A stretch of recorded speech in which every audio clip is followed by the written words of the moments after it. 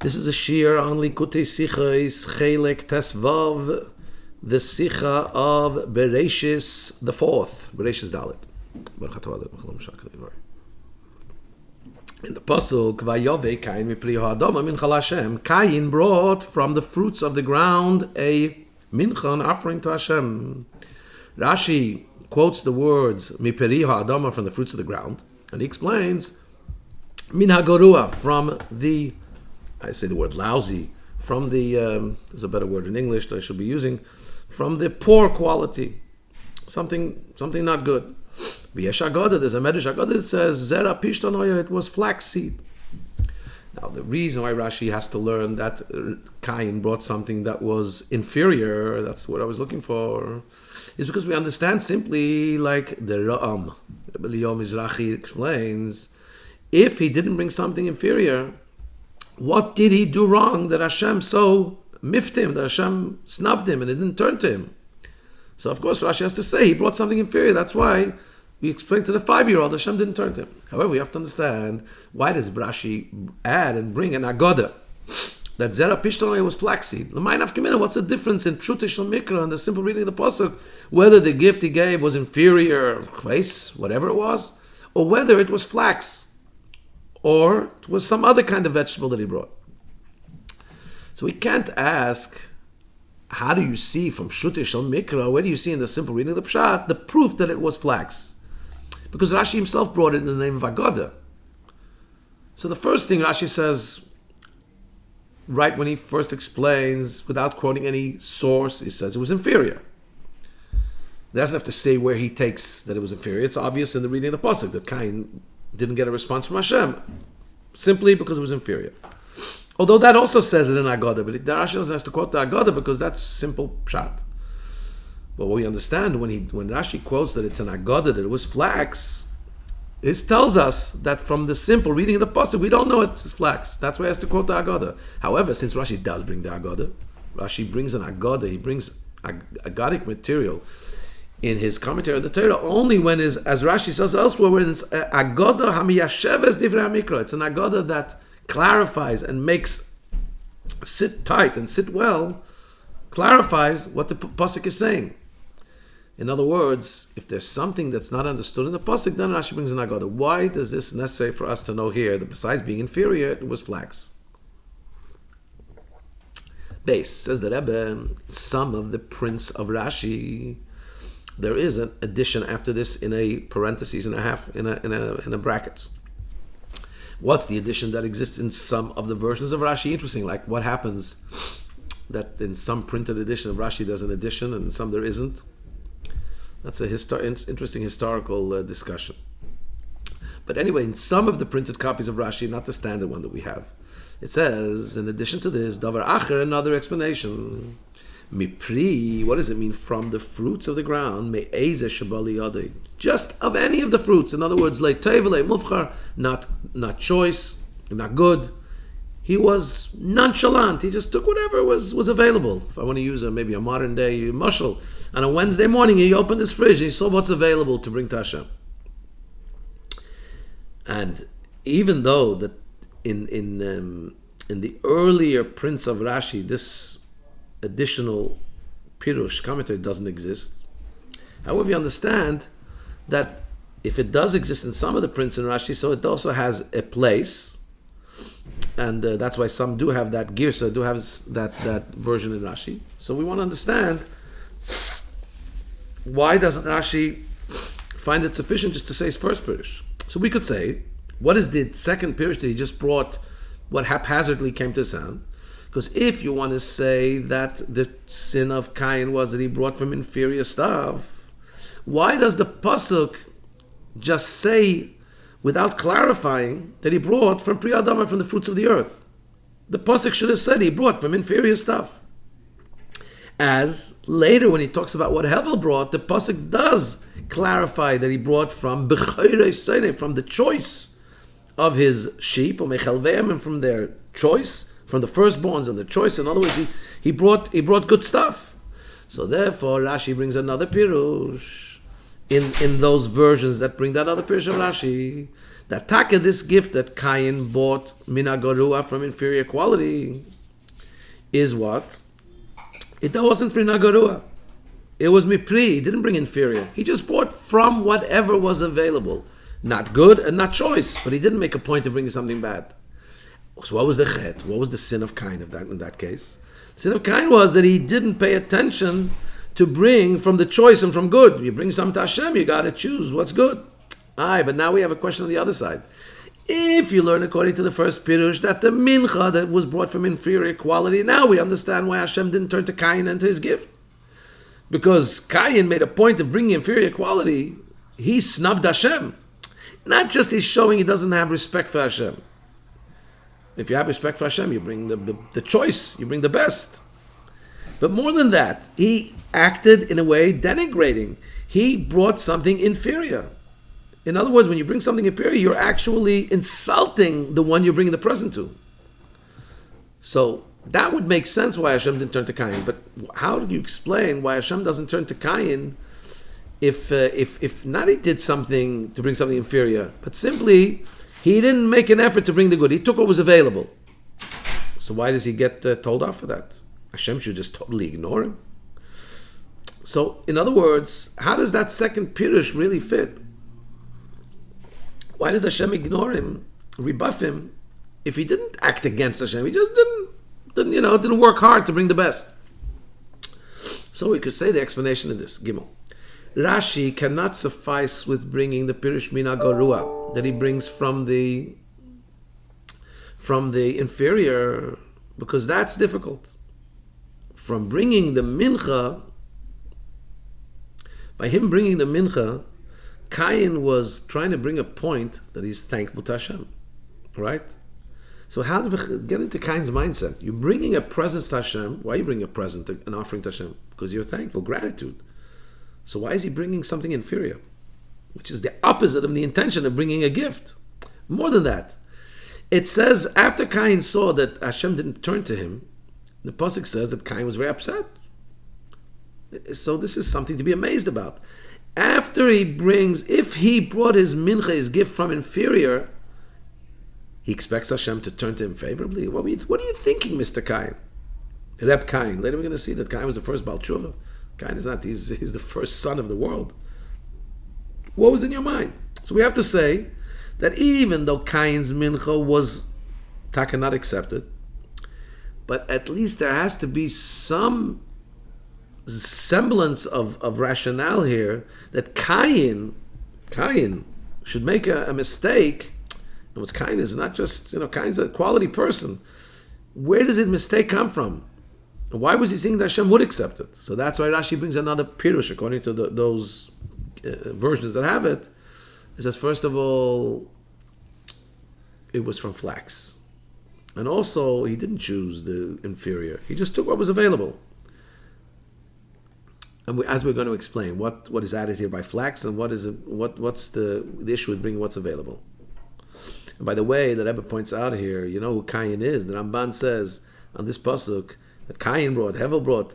These on this paraphrase, the Ramban says, "Hevinu ha'anashim ha'ele soid gadol ma'korbanos v'amenachos." These people understood the great secret of the korbanos and menachos of bringing offerings to Hashem. There wasn't just blatant error. Something is going on here, something deeper.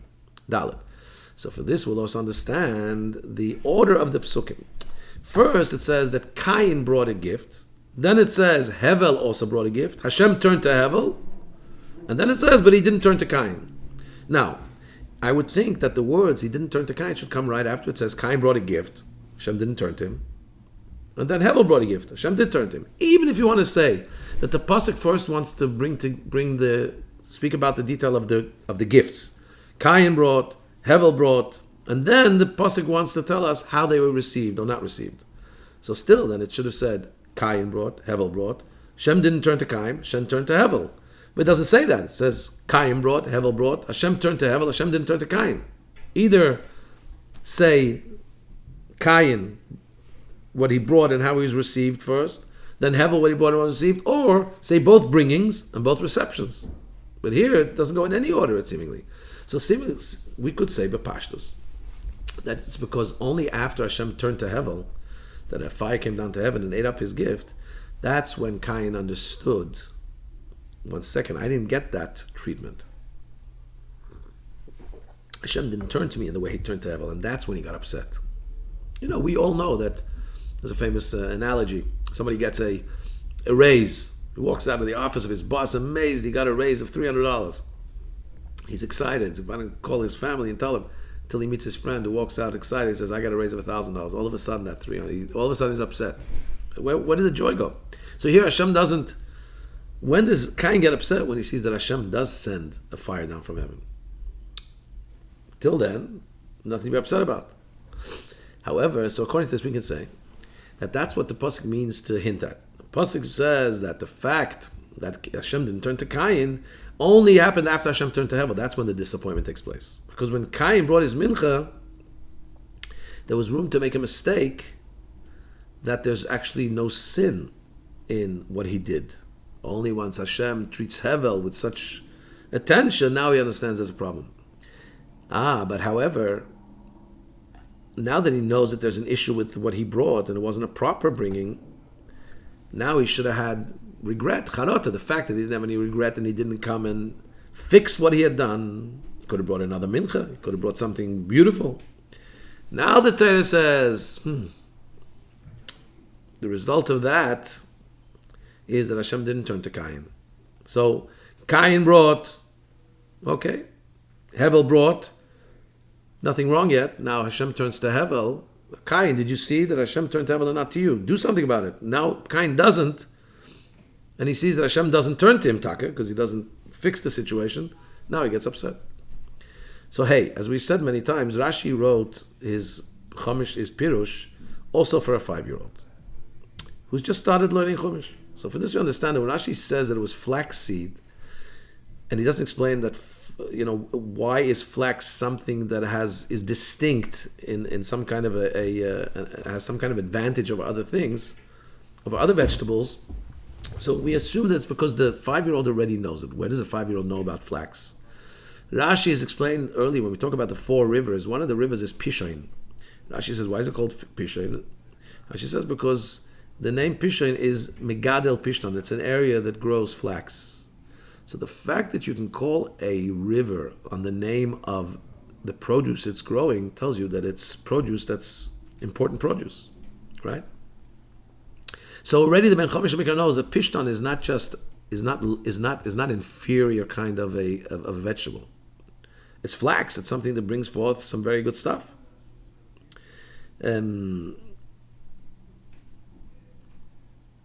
We also know that the Rebbe quotes in Orah 22 that in Mitzrayim, linen clothing was considered very very respectable, right? We know that Paroi dressed Yosef in linen clothing.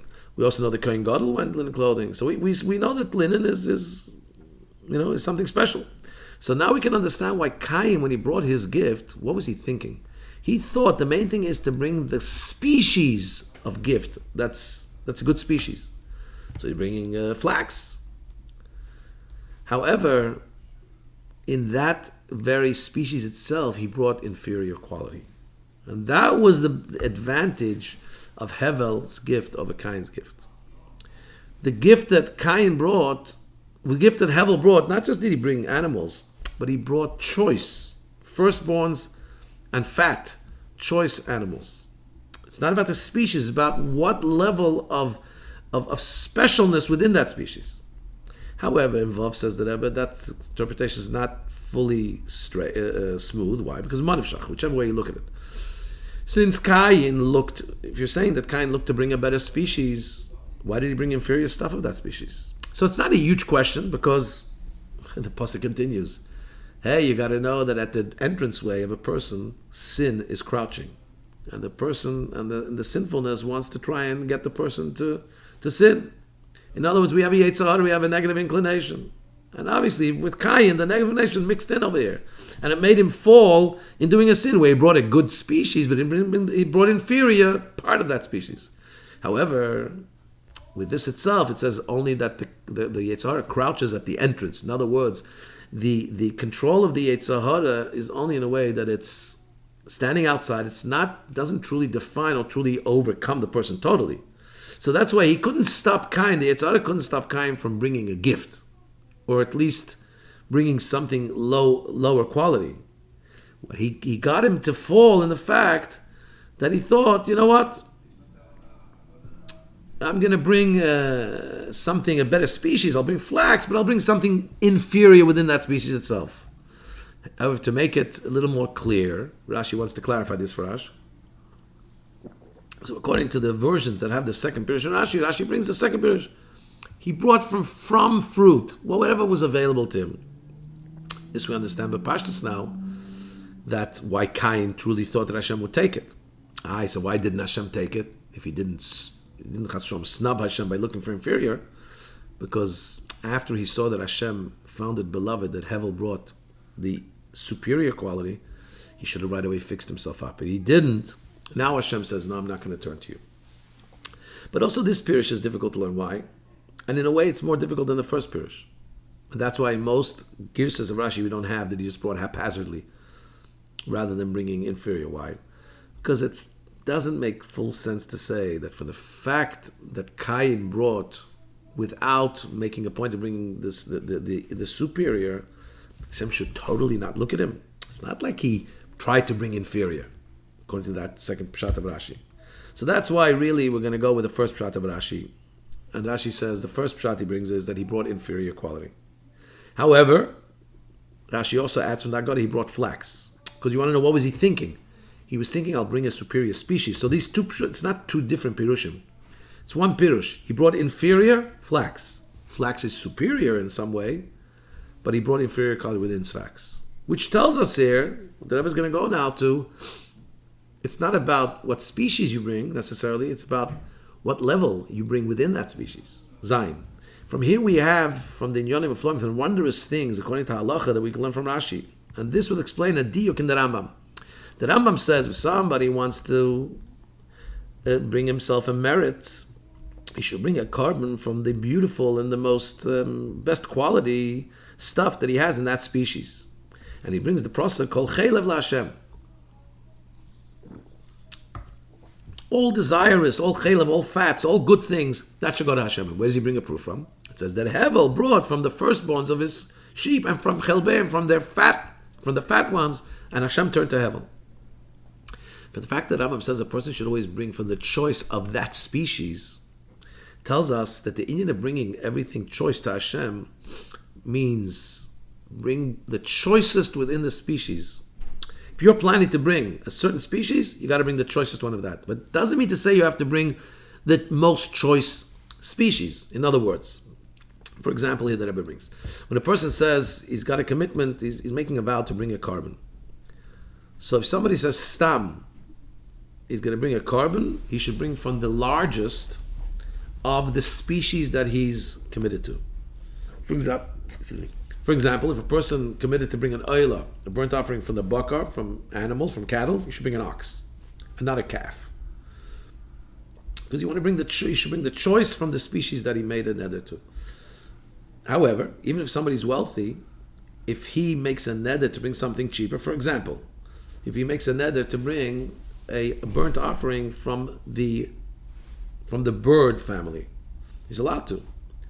If a person says stam, he wants to bring a burnt offering, if in that place the way they usually refer to burnt offerings to a carbon oila is from the bird family, he can bring a bird family. He has to bring a nice bird. He can bring a bird. In other words, well, we have to understand how does that work. If Hashem says if we say that we have to bring chol chelev l'Hashem, everything of choice, Hashem should get things only the choicest that we have. So l'cha'eda, why don't we have to bring the most choice species? Why are we saying you only have to bring the most choice within the species that we've committed to? But now we can explain that the Rambam learns this from the pasuk. It says that Hevel brought his gift to Hashem from the choicest of his sheep. It was sheep, not cattle. If you want to bring something upgraded, bring something a larger, a more substantial kind of animal, cattle. So on the one hand, he didn't bring cattle, but of the sheep, he brought the choicest of the sheep. And Hashem turned to Hevel, which tells us, and to Cain he didn't. Although Cain did bring something, in a sense, superior in the world of vegetation, he brought flax. So from here is a proof that Kol Chelev Hashem, bring everything choice to Hashem. This obligates us to bring from the nicest of that species that you're bringing, but not that you have to bring the most upgraded species. Ches. However, this itself we need to understand.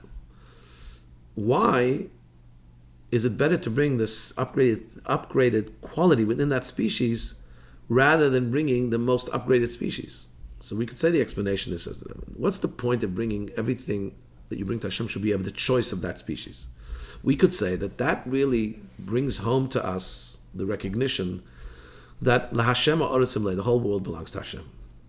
And therefore, when you give something to Hashem, it's not secondary. You have to give him the best. The best thing you have. In other words, when,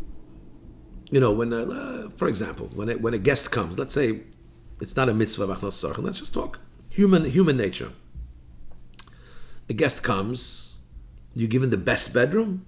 No, it's my house. The master bedroom stays for me. I don't give that to the guest. I give the guest a nice bedroom. But it's obvious. It's my house. I should get the nicest usage, right? Lashem Ha'aretz Imleya says it's Hashem's. So I take second. First comes to Hashem. Now, since this concept that Lashem Ha'aretz Imleya, everything belongs to Hashem, this applies to all species, everything that's in the world.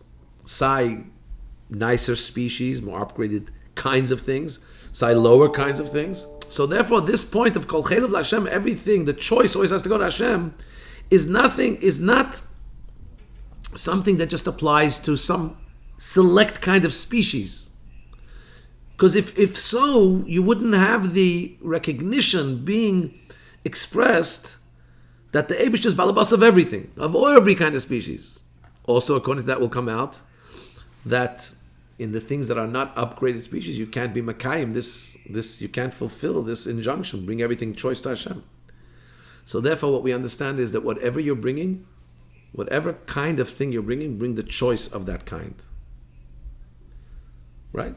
According to this, we can understand, to put it into maybe simple language, which we can apply to ourselves. Hashem's not asking a person to give what they don't have.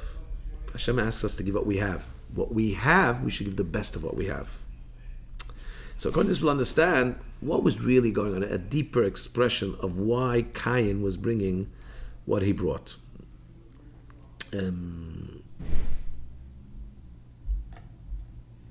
And I just want to point out, Ha'ara 41, they were saying if it has to be the choices of species, and that's what has to come to Hashem, then somebody who can't do that, you're saying that he can't fulfill the injunction of bringing the choice one to Hashem? The Rebbe says, even though there is a halacha that obviously somebody who's poor and brings a carbon that he can afford, he couldn't have brought Mos Hashem, of course. We know that Hashem accepts it. So how could we be thinking that maybe Kol Chelev Hashem only applies? You have to bring the choice. Hashem only applies to certain species. That means the ani would be cut out. Yes, says the Rebbe. We know that Hashem would accept it and so on, but it may be thought there's a possibility to think that he hasn't fulfilled the bringing the choice to Hashem. Says the Rebbe, no, it's not like that. The Rambam therefore comes and says, no, it goes on every species. Whatever you can bring it in the best way possible. And then you have also fulfilled bringing the choice to Hashem.